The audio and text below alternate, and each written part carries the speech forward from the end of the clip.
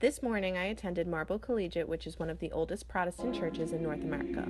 It is located on 29th Street and was easily accessed by taking the 1 train and then walking a few blocks.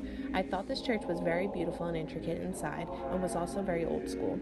The pews were gated, so in order to get into one, you had to open the wooden door, which was something I had never seen before. The room was also carpeted, which made me feel like it was a little bit older. I did feel like the attendance was also mostly older people, and I felt like I stuck out in this way. The music was absolutely beautiful in this church, and I really liked how the choir was above and behind us. I thought that Swain would have really liked the choir being above and behind the congregation just because the words are so important, and I think he would have appreciated the way that it was showing that the words were kind of the pinnacle of the Mass and the music. I thought it was evident that there was a lot of time and effort spent on the music, and the choir was so well rehearsed.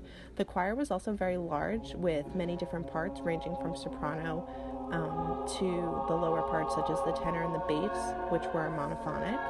All the different parts were harmonizing so well and stayed together and in time. There were only some parts that staggered the same line one after the other and then came back together, which were also just as beautiful.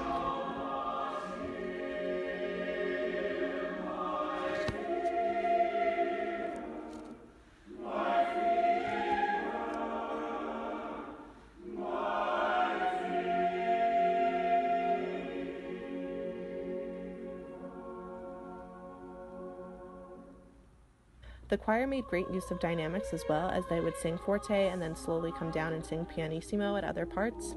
I thought this was effective, as I was already really paying attention to them, but with the changes in volume there was more attention drawn to certain parts of the song. I thought that since the music was so moving that there also should have been more of it. I do, however, understand that there was a routine to the Mass, and it was also being streamed online, and with such pieces that take so much rehearsal and so many different parts, that a large choir requires a lot of time to practice and perfect each piece, so I understand why there wasn't as much.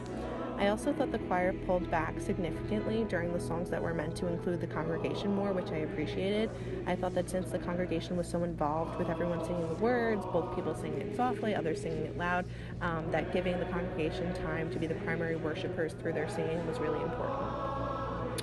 I thought that the conversation also between the minister and the CEO from Search for Common Ground, Mr. Idrisi, was great and was also really relevant in a time like today where conflict and peace seem so far apart and mutually exclusive.